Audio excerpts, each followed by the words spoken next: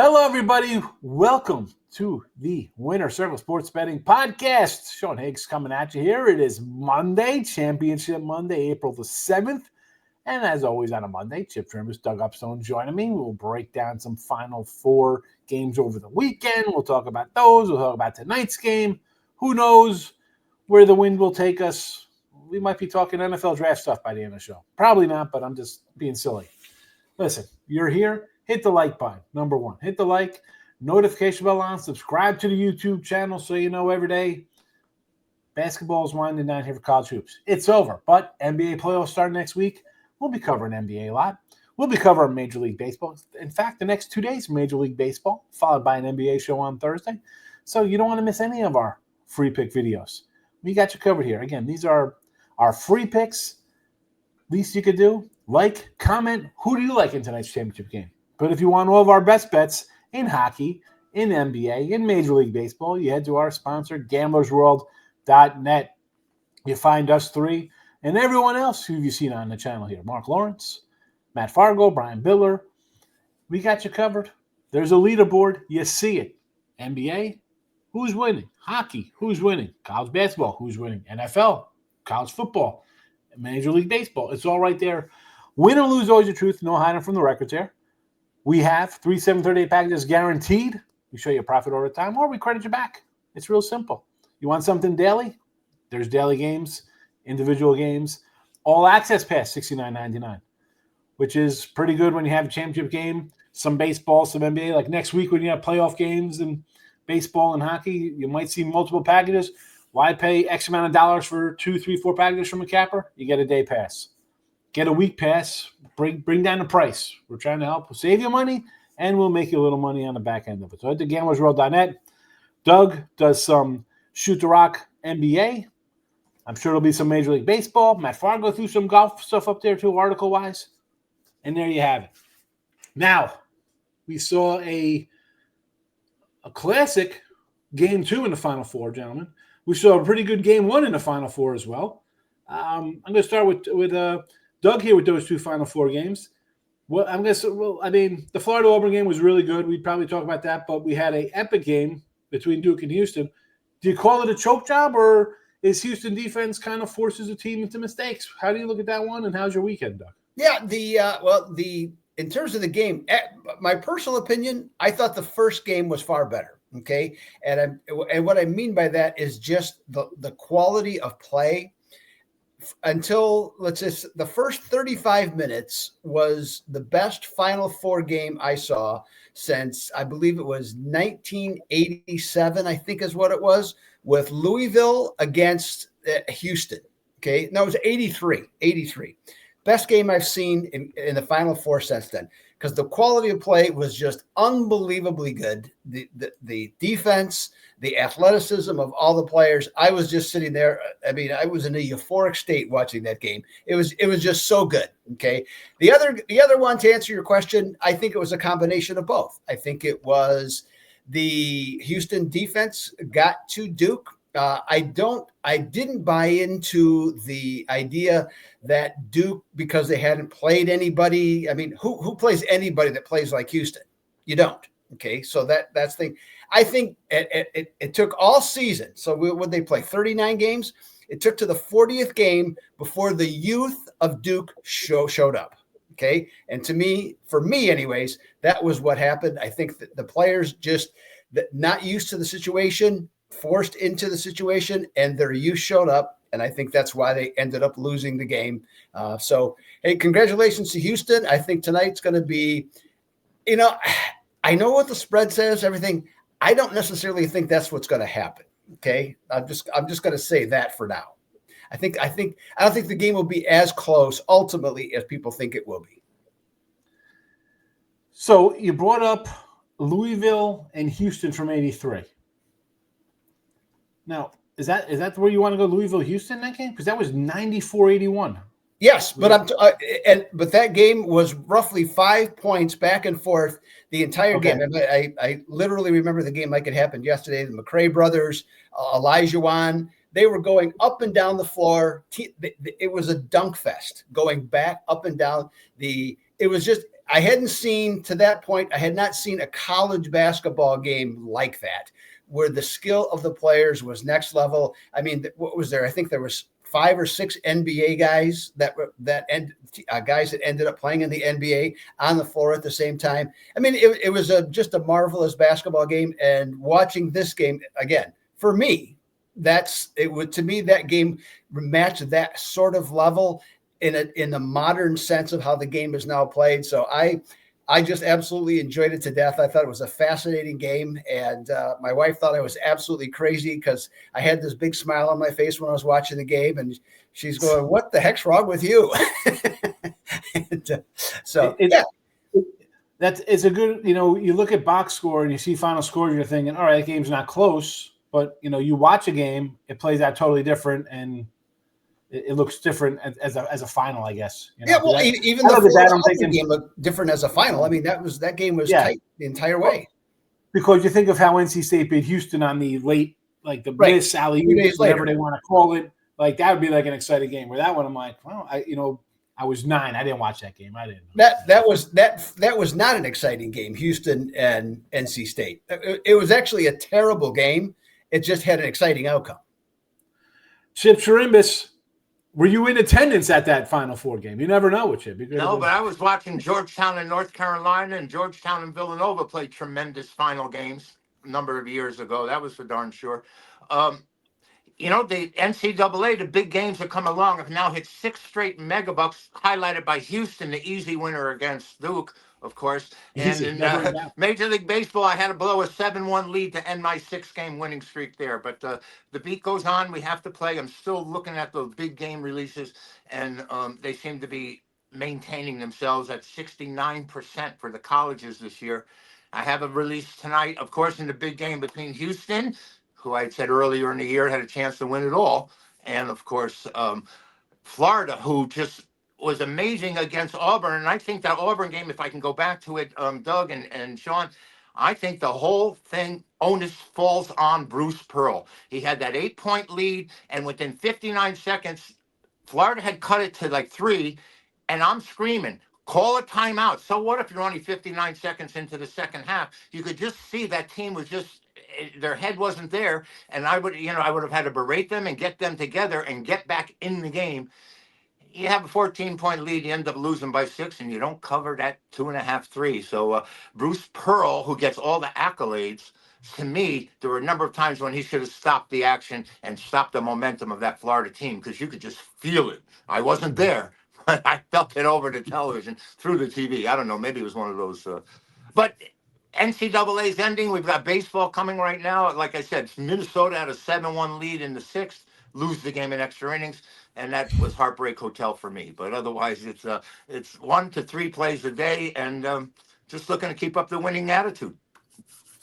The Bruce Pearl, which I think if you're rating the coaches coming in, he's definitely not the top guy. I thought Kelvin Sampson was the best guy in the Final Four. Coach, well, he had a lot of trouble at Tennessee, didn't he, in winning big games? I mean, he got teams to a certain point, and then they didn't go any further. And by the way, Florida was much the best. Auburn just tried to muscle their way in with this broom, and he couldn't do it. I mean, the guards on Florida were picking apart the guards from Auburn, and that was the difference from what I saw. This line was 2.5.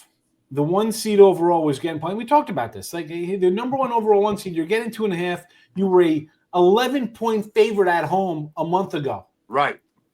Has that much changed? No, like I said, I had Creighton or Louisville. I had Auburn knocked down in the second round. I thought they were not playing their best ball coming in. Right.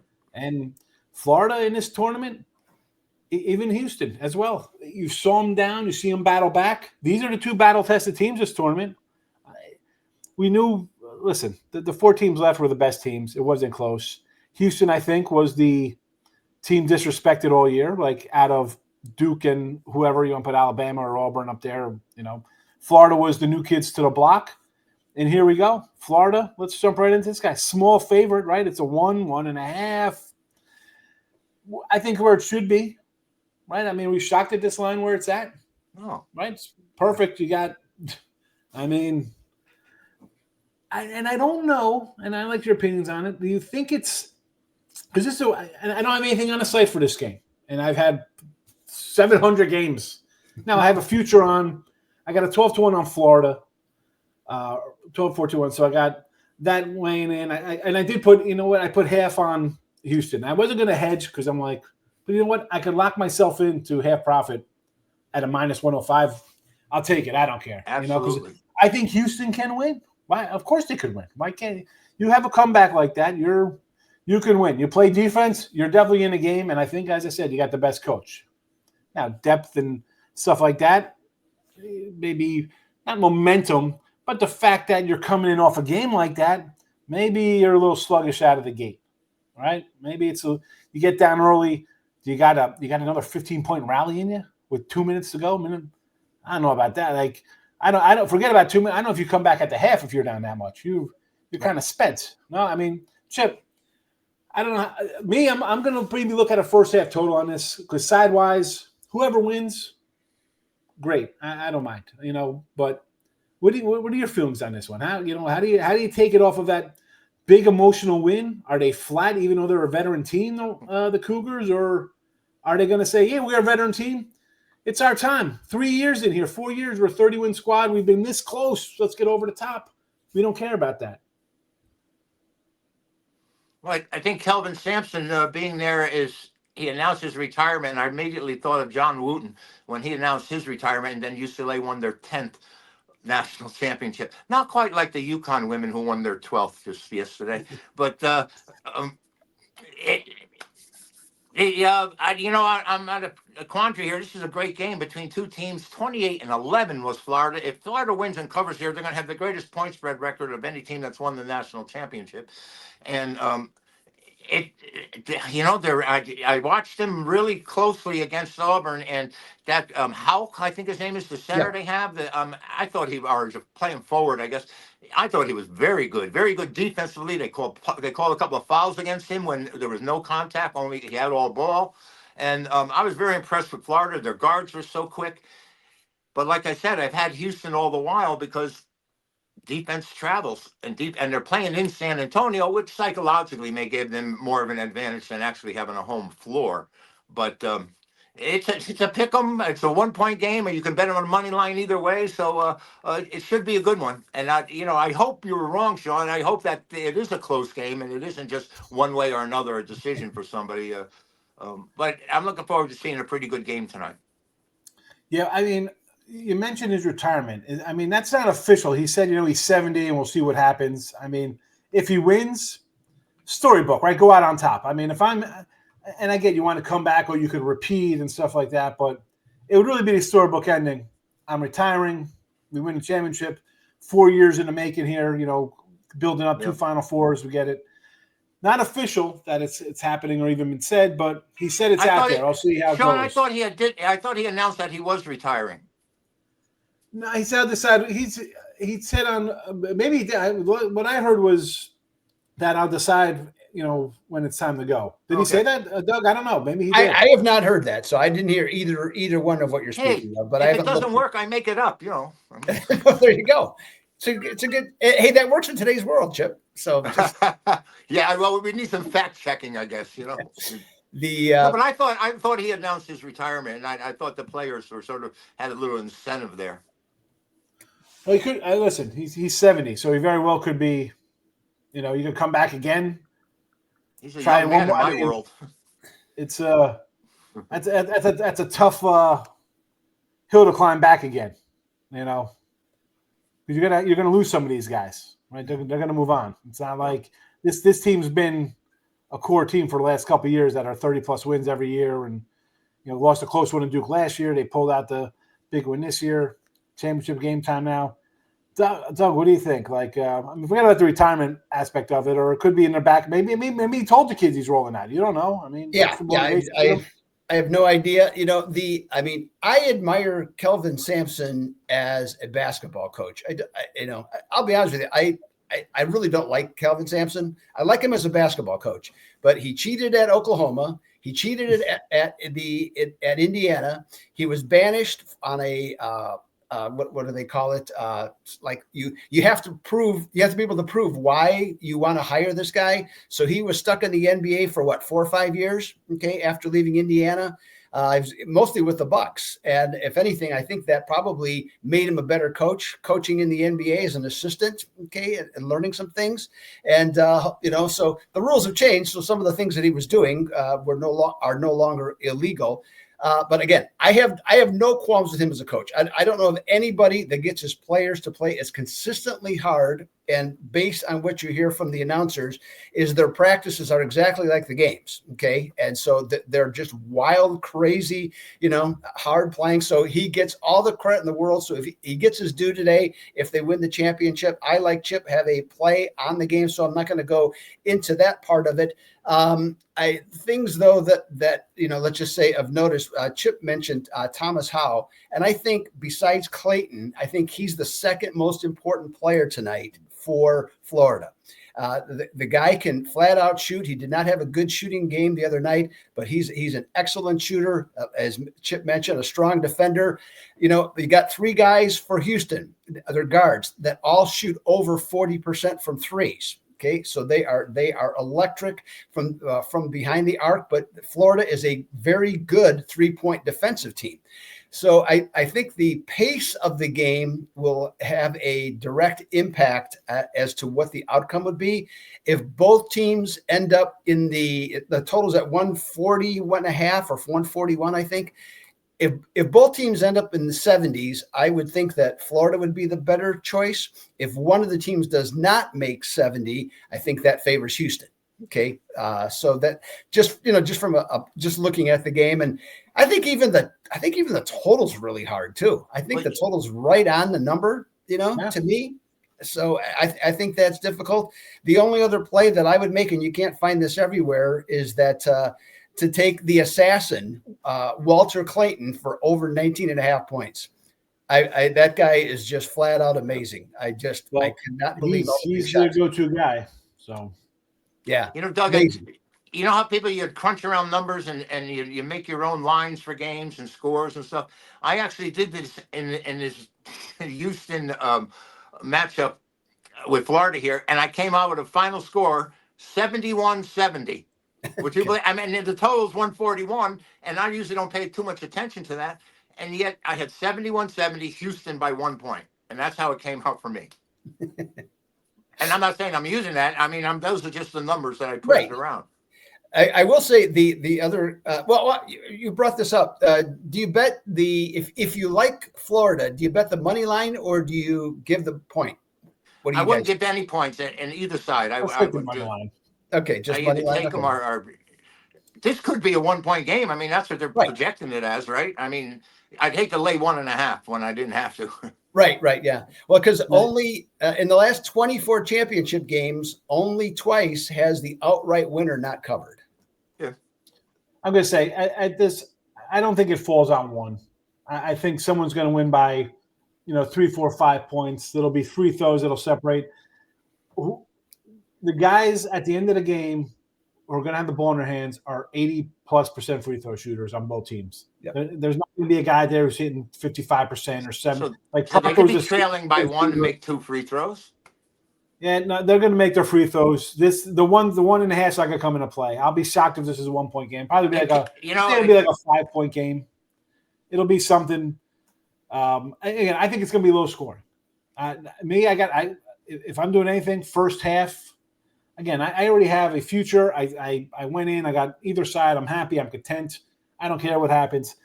But the first half, 66.5 to me, it's an underplay for me. I mean, first of all, it's 66.5 and the total is 141. So we're not even at half of a thing. I'm thinking more in the second half, which makes sense to me.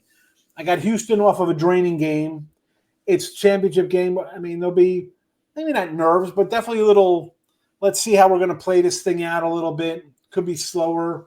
Nobody wants to make a mistake. There's going to be no kind of flash kind of going on nonsense. And I look at it, it's 4 points off of the total from the full game. I know it's going to be lower anyway, but I don't know. You see these kind of adjustments where maybe in football it's a little different, where the first half score for a team is more than half, right? If a team's laying 20-21, all of a sudden you're laying 14.5 in the front. You're like, wait, it should be 10. No. They jack it up because the team's going to come out strong.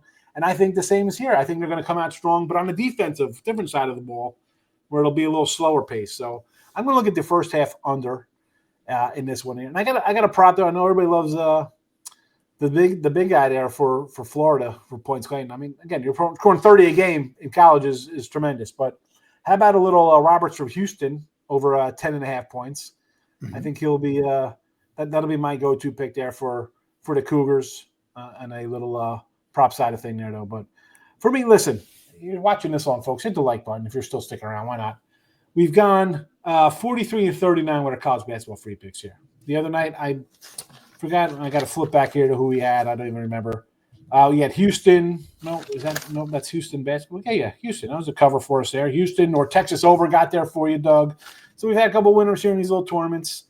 So one final one here. I'm going to throw out my little pick here for the under 66.5 for the show. Again, head to gamblersworld.net. We've talked about premium stuff up here from the gentleman. Chip, what do you think? Under 66.5 with me, or are you going to go somewhere else? The numbers, it doesn't look like they're trying to say, please bet me over. I mean, right, 66.5. You're talking about 32, 31, 33, 32. That's very low scoring. With teams that can shoot threes? Yeah. That's what I'm going to go under. It makes sense because the other part that actually turned out to be correct was the Chip and I had the opposite sides on the Houston Cougar total, Houston Duke total, and it was just by literally the luck of having a free throw at the end of the game that I ended up being correct, and I think that's likely to be the case here too. Is that I know. Hey, I finally got you once. It's been like 10 in a row or whatever it's been, but I think that for the total overall, I think I would have a lean with the over on that. But I agree. I don't disagree with your pick, certainly, Sean, on the first half, because it just, with it being that low, it doesn't necessarily make sense. But the other thing, too, both teams that we have seen recently, their first half play hasn't been stellar. It's been the second half when they've turned the games on. Yep. So that makes more sense to me that way. And myself, I like Clayton over 19.5 points. There you go. Some player props for we got the Clayton over 19.5. I like Roberts over his 10.5. And there you have it for a little finale of your college basketball season here. But do not I do have a tear in my eye, by the way, too, because I have finished 55. I'm at 55 and 31 in college basketball since February 22nd. Okay, so that's pretty good. Sad to see it go by the wayside, but hey, you know what? I haven't finished that strong in quite some time, so very pleased with the outcome.